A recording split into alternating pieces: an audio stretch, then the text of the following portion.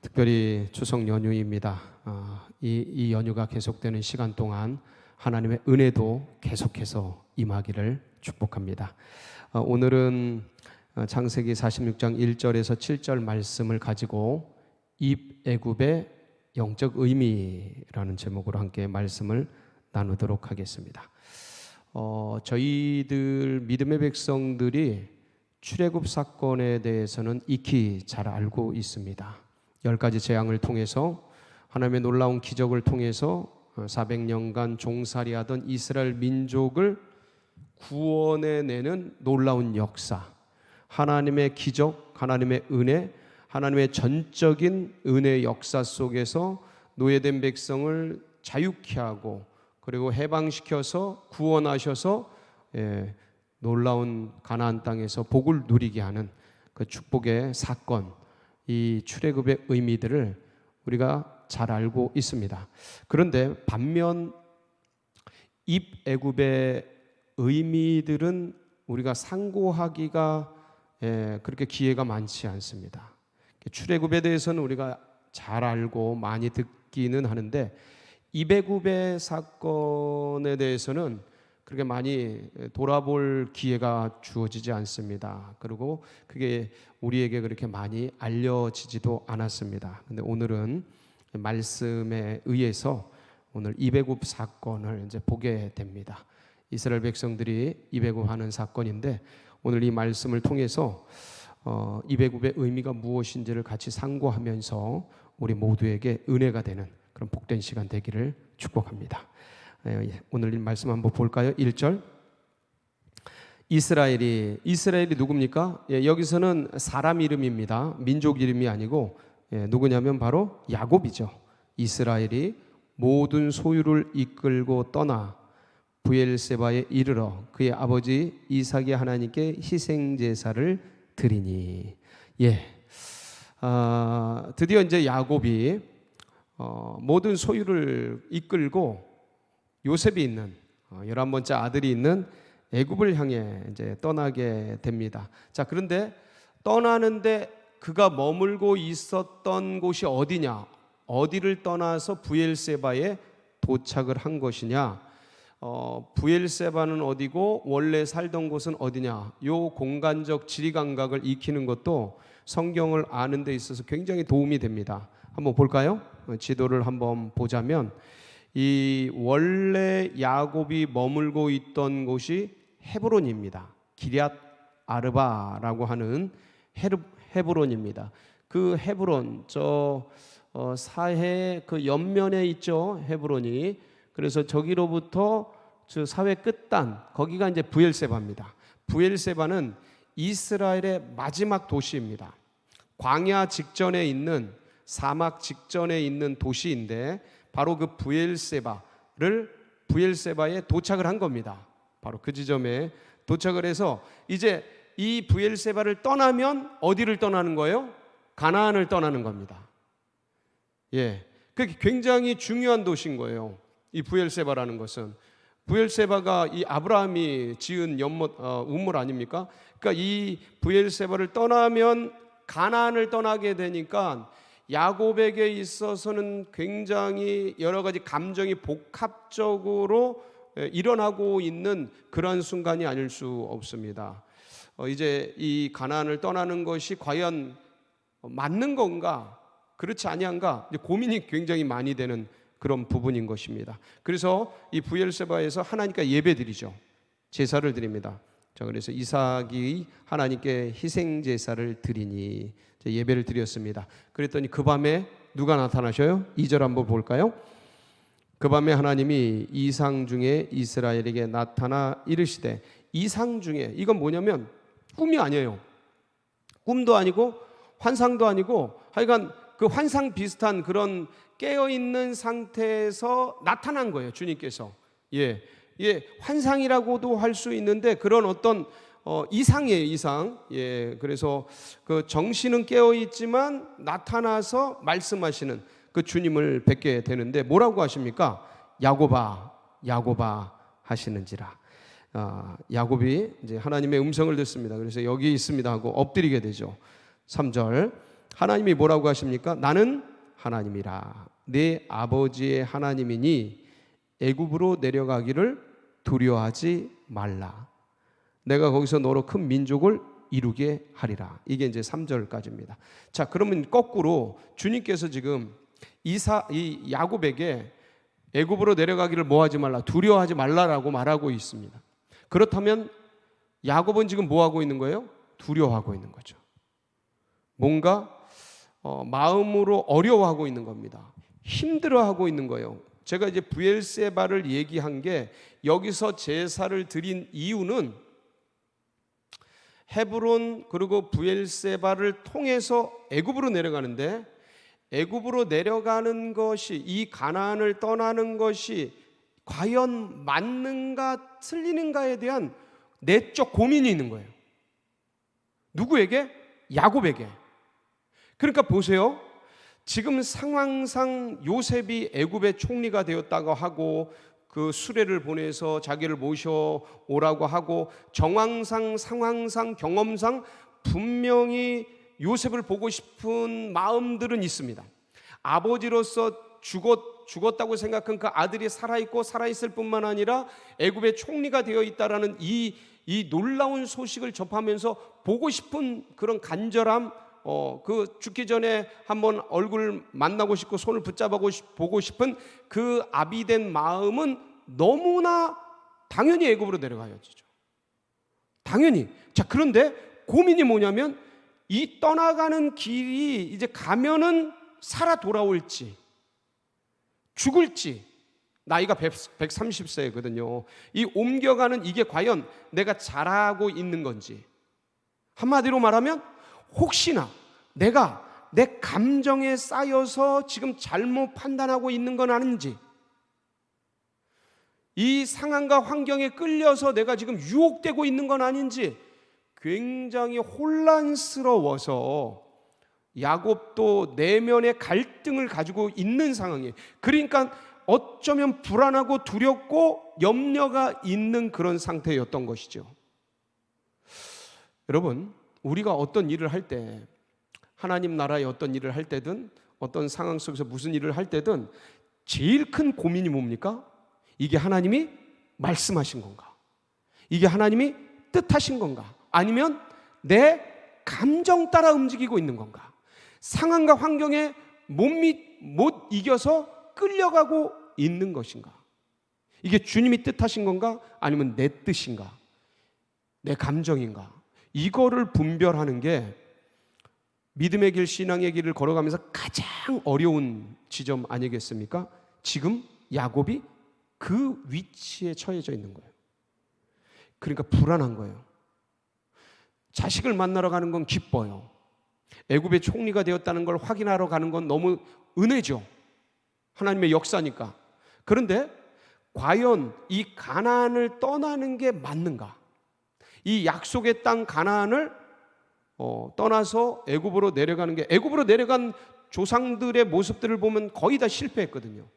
그 애굽으로 내려가는 거 피하고 도망가는 거였거든요. 그래, 이게 과연 옳은가? 그런 고민이 안 될 수가 없는 지점이에요.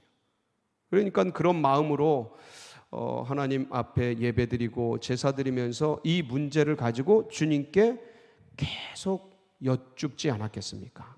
예, 고민하고 맞는지 헤아리고 판단하고. 그럴 때 하나님께서 참 하나님 신실하셔요. 여러분, 믿음의 백성들이 감당하지 못할 시험을 주님께서 허락하지 아니하십니다. 그래서 그 시험 당할 쯤에 뭘 주셔요? 항상 피할 길을 주십니다. 할렐루야. 반드시 그렇습니다. 피할 길을 주셔요. 그러니까 고민하고 힘들어하고 어려워하고 있는 그때에 하나님께서 이상 중에 말씀하시는 거죠. 보여주시는 거예요. 뭐라고 말씀하십니까? 애굽으로 내려가기를 두려워하지 말라. 두려운 일이거든요. 불안한 일이거든요. 맞는지 혼란스러운 일이거든요. 그래서 근데 하나님께서 내가 거기서 너로 뭘 만들어준다? 큰 민족을 이루게 하리라. 4절, 내가 너와 함께 애굽으로 내려가겠고. 하나님이 함께 동행하신다는 놀라운 말씀이죠. 반드시 너를 인도하여 다시 올라올 것이며 요셉이 그의 손으로 내 눈을 감기리라 라는 약속의 말씀, 하나님의 음성, 하나님의 언약을 받습니다. 그러니까 이게 이제 야곱의 마음을 평안케 한 거예요. 여러분, 믿음의 백성들은 이 한 가지 레마의 음성, 여러분 이건 기록된 말씀이 아니었어요. 이 당시에 로고스에 기록된 문자적 말씀이 아니었다고요. 이 말씀은 지금 야곱이 받는 이 말씀은, 우리는 비록 지금 구약의 성경으로 로고스의 말씀으로 이 말씀을 받고 있지만, 그때 당시에 야곱은 이거를 하나님의 입에서 나오는 살아있는 말씀으로 받은 거예요. 예, 문자로 받은 게 아니고 그냥 말씀으로 받은 거예요. 그러니 이 하나의 말씀, 레마의 음성 하나, 그거 들으면 온갖 염려, 근심, 걱정, 불안, 두려움이 떠나가는 것이죠. 그럼요, 사람이 떡으로 사는 게 아니고 하나님의 입에서 나오는 말. 130세가 됐는데도 이 야곱은 축복된 사람이에요. 왜냐하면 이 연세가 드시면 뭐 세상 불안한 게 있고 뭐 염려할 게 있습니까? 두려운 게 어디 있어요? 그런데 하나님의 뜻이 맞을까? 이거 내 뜻 아닐까? 이 고민을 하면서 주님께 기도하는 이 심정, 이 신앙, 이 믿음, 복이죠. 할렐루야. 우리 모두가 이렇게 되길 바랍니다. 하나하나 어디를 옮겨갈 때, 이사 가는 거 아닙니까? 이거 이사 가는, 이민 가는 거네요. 이사를 넘어서 이민 가는데, 예? 이게 과연 원래 애굽에 내려가서 살 생각을 했겠습니까? 잠시 이 흉년을 피했다가 올 생각을 했겠죠. 그런데 이렇게 잠깐 갔다 오는 이 모든 순간순간 주님께 묻는 거예요. 주님, 이게 맞습니까? 이게 어떤 겁니까? 주님의 뜻이 무엇입니까? 그러니까 이렇게 응답을 받고 이제 그 길을 걸어가게 되는 겁니다. 그래서 자식들 5절 보면 브엘세바를 떠나게 되죠. 야곱이 브엘세바에서 떠날 새 이스라엘의 아들들이 바로가 그를 태우려고 보낸 수레, 자기들의 아버지 야곱과 자기들의 처자들을 태우고 이제 온갖 가축들, 그리고 야곱의 자손들 다 같이 70여 명이 이제 애굽으로 향하게 됩니다. 이렇게 해서 애굽에 도착을 하게 되고 애굽의 삶을 이제 살아가게 되지요. 여러분, 그러면 이렇게 요셉의 초청을 따라 이스라엘 이 야곱이 가족들을 데리고 애굽으로 들어가게 되는데, 이 입 애굽을 통해서 결국은 여기서 계속 살게 됩니다. 애굽에서. 근데 이 입 애굽의 과정은 도대체 뭐를 의미하느냐요? 어떤 뜻이냐요? 그러니까 한 줌밖에 안 되는 70여 명의 이스라엘 백성들이, 이 야곱의 자손들이 애굽에 들어가는데, 이 입 애굽하는 이 사건은 어떤 의미가 있느냐? 첫 번째 뭐냐면 언약의 성취.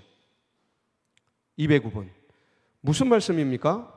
여러분, 야곱, 이삭, 아브라함, 이 야곱의 자손들, 요셉도 그렇고 모든 이 장자들의 서열을 따라, 영적인 장자들의 서열을 따라 내려가는 모든 백성들은 언약을 붙잡고 살았습니다. 어떤 언약이냐면 가나안 땅을 하나님께서 우리의 자손과 우리에게 주시겠다라는 약속을 붙들고 살았어요.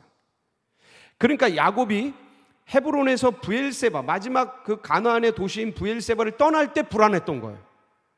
이 가나안을 떠난, 약속의 땅을 떠나는 게 과연 맞는가? 불안한 거예요. 왜냐하면 계속 그 약속 붙들고 살아왔거든요. 그 약속이 어디 있습니까? 창세기 15장 7절에서 8절 한번 볼까요? 시작. 그에게 이르시되 나는 이 땅을 내게 주어 소유를 삼게 하려고 너를 갈대아인의 우르에서 이끌어낸 여호와이니라. 그가 이르되 주 여호와여, 내가 이 땅을 소유로 받을 것을 무엇으로 알리까?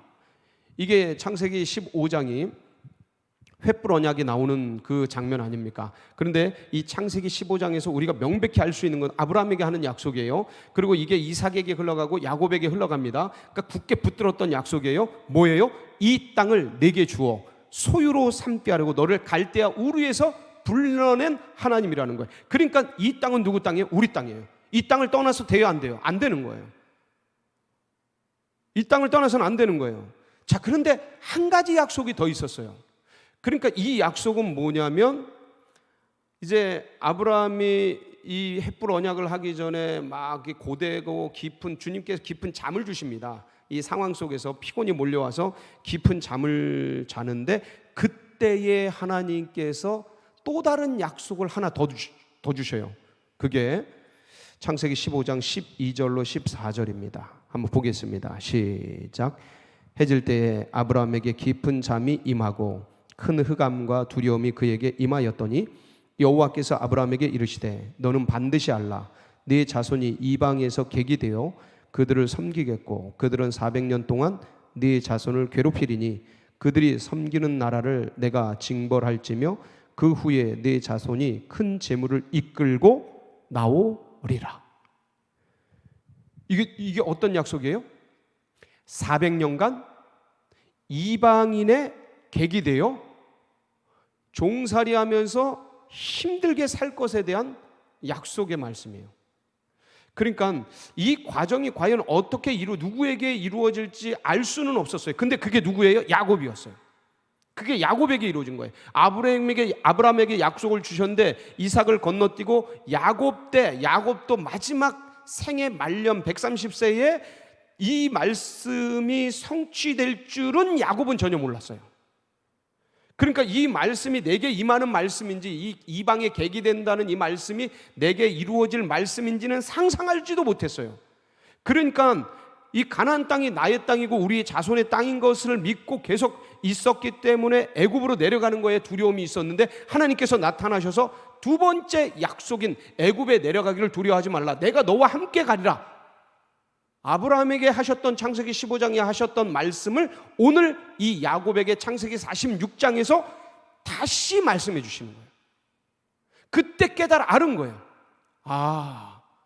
야곱이 드디어 창세기 15장에서 아브라함에게 주셨던 두 번째 약속인 이방의 객이 된다라는 말씀이 이렇게 되어질 것을 이제 알게 되는 것이죠. 이 약속의 성취입니다. 그리고 이게 이렇게 길어질 줄은 야곱도 몰랐겠지만 하나님은 우리가 다 알아서 하나님의 말씀과 언약을 이루시는 게 아니에요. 우리는 어떤 면에서는 100만 분의 1도 몰라요. 하나님의 언약, 약속, 섭리, 이 역사를 이끌어가는 그 광대하신 그 모든 것들이 어떻게 이루어질지 자세히는 모릅니다. 다만 하나님이 하실 걸 믿고 가는 것이죠. 할렐루야. 하나님이 그 일을 하실 걸 믿고 우리를 부활하실 걸 믿고 가는 거지, 우리가 죽어서 주님이 우리를 어떻게 부활시킬지 어떻게 합니까? 몰라요. 근데 믿고 가는 거예요. 다 알고 가는 게 아닙니다. 이 야곱도 똑같았던 거예요. 하나님의 언약의 성취를 자신의 생애 속에서 지금 보고 있는 거예요. 놀라운 장면이 아닐 수가 없습니다. 그래서 결국 나중에 400년 뒤에 어떻게 됩니까? 출애굽기 12장 35절로 41절인데 놀라운 장면이 있습니다. 시작. 이스라엘 자손이 모세의 말대로 하여 애굽 사람에게 은금 패물과 의복을 구하며, 자 보세요. 출애굽기 12장 35절 41절에서 35절에 이스라엘 자손이 모세의 말대로 하여 애굽 사람에게 뭘 구해요? 은금 패물과 의복을 구하며. 자, 구했죠. 엄청나게 받습니다. 근데 그게 어디에 예언되어 있었어요? 창세기 15장 14절에. 14절 한번 띄워줄까요? 보세요. 그들이 섬기는 나라를 내가 징벌할지며, 10가지 재앙이죠.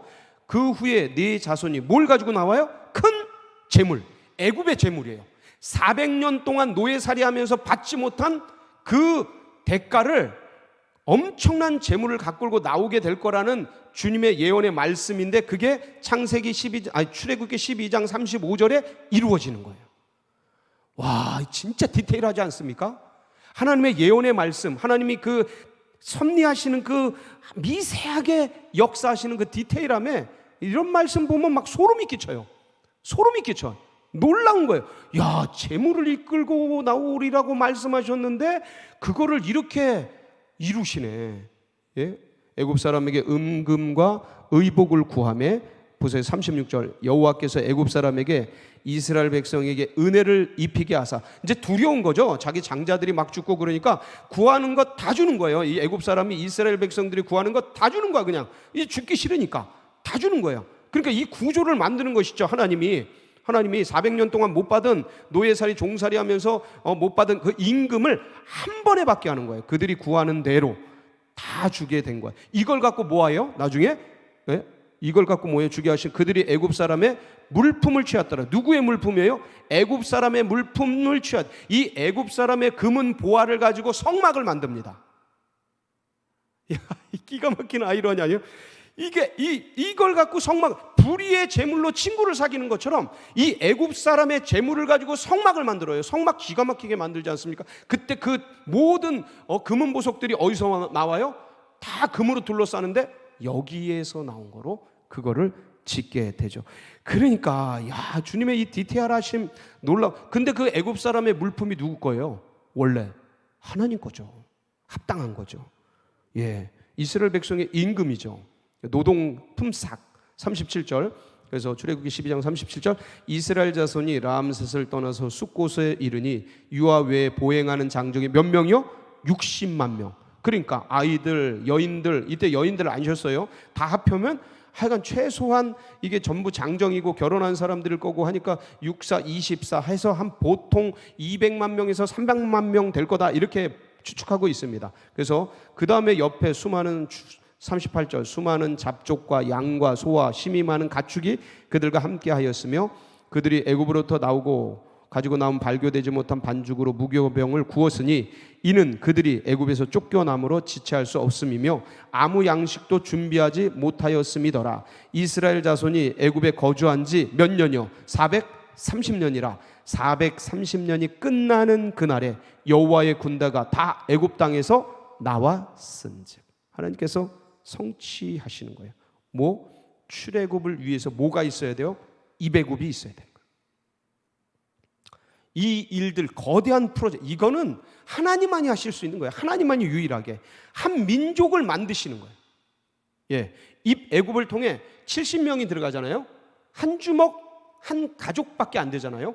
근데 이 사람, 이 한 가정이 들어가는데, 가문이 들어가는데 나올 때는 몇 명이에요? 이거 60만 명, 장정만.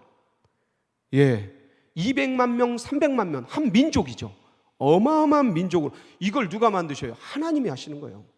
하나님이 집을 세우지 아니하시면 세우는 자의 수고가 어때요? 가문, 가정 하나님이 세우시는 거예요. 민족 하나님이 세우시는 거죠. 그걸 보게 하는 거예요. 한 줌으로 들어갔는데 엄청나게 나오는 이 거대한 역사 프로젝트를 누가 만드시냐? 하나님이시라. 사람들은 지금 몰라요. 여기 왜 들어가는지. 우리 한 가족이 들어가서 람셋, 고센 땅에서 사는 게 어떤 의미인지, 예, 이거 잘 모릅니다. 그냥 어렴풋이 아는 거예요. 하나님은 신실하시다. 하나님은 하나님의 약속을 신실하게 이루신다. 이런 믿음 가지고 움직여가는 거지. 이걸 일일이 다 모릅니다. 근데 하나님은 여기서 이 애굽의 고센 땅 람셋을 이 어떤 자궁 삼아서 아이를 낳는 자궁을 삼아서 여기서 한 민족을 배출하는 거예요. 그게 출애굽이에요. 그게 잉태하는 거예요. 출애굽이. 그러니까 임신을 해야죠. 바로 이게 임신이에요. 이배굽이 임신. 그래서 임신해서 이제 10개월간 자라게 하는 게 430년간 흘러가는 세월이에요. 한 민족을 구성하는 하나님의 거대한 프로젝트죠. 이게 바로 임신, 맺어지는 것이다 라는 그런 영적인 의미가 있습니다. 그리고 또 하나는 이제 보세요. 그러면 왜 애굽인가? 왜 노예하며 종살이하는 고통스러운 그런 일을 겪게 하시는가? 예수 그리스도께서도요, 어디서 태어나셔요? 율법 아래 나셔요. 우리 모든 믿음의 백성들도 전부 어디서 나요? 초등학문, 이방인의 풍속 아래에서 나요. 어떤 누구도 예외 없이 그렇습니다. 근데 그렇게 그런 고단한 과정을 이겨서 뭐를 알아요? 비로소 진리를 알아요. 이 과정을 탈출했을 때 이게 어둠이었다라는 걸 알게 되는 거예요. 그런 이 노예살이를 했기 때문에, 이 종살이를 했기 때문에 신음소리 나고 고통스러운 그 삶을 살았기 때문에 여기로부터 탈출하고 싶은 그런 마음들이 이스라엘 백성들에게 있게 되었던 것이죠. 그러니까 구조적으로 우리 인간 삶의 삶 속에 문제가 있다는 걸 인지시키기 위한 과정이에요. 이게 하나님이 일부러 그러시는 게 아니에요. 사람의 삶 자체를 가지고 자연스러운 삶 자체 속에서 깨닫게 하는 거예요. 여러분, 어둠에 있어 봐야 빛을 알죠. 빛 속에만 있으면 24시간 365일 100년 1000년 빛 속에만 있으면 어둠을 인지할 수가 없어요. 그런데 어둠에 있다가 빛을 보면 어둠이 뭔지를 그때 비로소 알죠. 바로 그거예요. 하나님께서 믿음의 백성들을 초등학문 아래 두시고 율법 아래 두시고 세속 속에 두고 세상 이방인의 풍속 속에 두시는 이유, 이스라엘 백성을 이배급시킨 이유 중에 하나예요. 갈라디아서 4장 1절로 5절에는 그래서 그 말씀을 이렇게 표현하고 있습니다. 내가 또 말하노니 유업을 이을 자가 모든 것의 주인이나 어렸을 동안에는 종과 다름이 없어서 그 아버지가 정한 때까지 후견인과 청지기 아래에 있나니 이와 같이 우리도 어렸을 때 이 세상의 초등학문 아래에 있어서 종노릇하였더니 때가 참에 하나님이 그 아들을 보내사 여자에게서 나게 하시고 율법 아래에 나게 하신 것은 율법 아래에 있는 자들을 속량하시고 우리로 아들의 명분을 얻게 하려 하심이라. 종노릇하고 애굽의 종노릇하고 노예살이 하는 것처럼 이 세상 초등학문 아래 율법 아래 나서 그 아래 신음하며 이 비진리 가운데 살면은 고통스럽잖아요. 인생의 끝이 죽음인데 이 살라고 태어났는데 죽으러 가는 이 이율배반적인 삶의 존재의 고통 속에서 그렇게 처연하게 사는 게 얼마나 무겁습니까? 인생의 무게가. 이게 이 중추절 이 한가위가 되어서 무거운 게 아니고 인생의 무게가 그냥 삶 자체가 무거워요. 왜? 탈출구가 없으니까. 그러니까 이 고단스러운 종노릇하는 삶의 굴레 속에서 벗어났을 때 비로소 영생이 무엇인지 진리가 무엇인지 은혜가 무엇인지를 깨닫고 그 종노릇하는 사람들을 끄집어낼 수 있기 때문에, 이 고통을 알기 때문에, 그리고 자유가 뭔지를 알기 때문에 우리를 이 안에 두시는 거예요. 이거는 세상의 구조 속에서 우리가 만들어 놓은 구조를 하나님이 그곳으로 뽑아내는 거죠. 이끌어내시는 거예요. 그 왜 그렇게 하시냐? 이스라엘 백성들 이걸 바로 초등학문 아래 노예살이 아래서 사는 게 얼마나 고통스러운지 깨닫게 하고 주님의 은혜와 은택 속에서 사는 게 얼마나 고마운지를 알게 하기 위해 인생 자체를 통해서 배우게 하시는 거죠. 이게 하나님이 만드신 게 아니에요. 인간들이 만들어 놓은 구조입니다. 근데 그 구조, 죄악으로 타락한 이 구조 속에서도 하나님이 또 다른 영생의 기쁨을 알게 하는 새로운 방법으로 탈출구를 만들어 주신 거죠. 굉장히 기가 막힌 하나님의 섭리예요. 놀라운 은혜예요. 그러니까 하나님은 천재예요. 하나님은 지혜에 있어서 영원한 능력자셔요. 그러니까 아무리 원수마귀가 구조를 짜고 무너뜨리고 사람을 종로로 시키려 해도 그 구조 속에서 거꾸로 은혜를 만들어내요. 십자가로 죽이면 거꾸로 부활시켜서 생명을, 죽음을 죽여버리는 은혜를 만들어내시는 놀라운 역사가 있습니다. 그래서 우리가 다 이러한 종로로 속에서 살아가게 되는데, 그럼에도 불구하고 하나님께서 이 모든 것을 이제 노예살이로 들어갔으니까 아무도 누가 어떻게 할 수가 없잖아요. 누구만이 하실 수 있어요? 하나님만이 이걸 끌어가실 수 있어요. 누구도 이 이스라엘 민족이 이제 고센 땅에 살게 되고 430년간 진행되는데 어떻게 될지 모르고 사실 횟수도 모르고 연수도 몰라요. 그런데 이 전체 과정을 하나님의 섭리의 손길 속에서 대그룹, 대가족, 대민족을 만들어내셔서 끌어내시는데, 이게 바로 그때까지는 초등학문 속에 노예살이하면서 던져져 있다. 때가 차야 된다. 그때까지는 그걸 견뎌야 한다. 그때까지는 그걸 견뎌야 합니다. 그래서 주님께서요, 베드로에게 요한복음 21장 보면 뭐라고 말씀하셔요? 젊어서는 네가 원하는 대로 띠뛰고 다니거니와 네가 늙어서는, 한번 볼까요? 18절 21장 시작. 내가 진실로 진실로 네게 이르노니 네가 젊어서는 스스로 띠뛰고 원하는 곳으로 다녔거니와 늙어서는 네 팔을 벌리리니 남이 네게 띠띠우고 원하지 아니하는 곳으로 데려가리라. 원하지 않지만 그곳에 놓여 있는 거예요. 근데 그걸 견뎌줘야 돼요. 견뎌내야 돼요. 이거 누가 코로나19를 누가 원했겠습니까? 그러나 여기에 놓인 거예요. 그러면서 여기서 이걸 견뎌가면서 하나님이 만들어가는 놀라운 새로운 새 창조의 역사를 바라보며 믿음으로 기대하며 그 길을 나아가야 하는 것입니다. 바로 그게 이배굽이에요. 이배굽. 이런 놀라운 영적인 의미가 이곳에 새겨져 있습니다.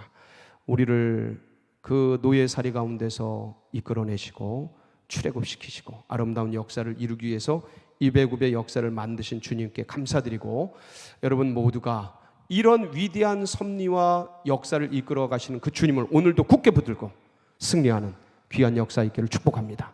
같이 기도하시겠습니다.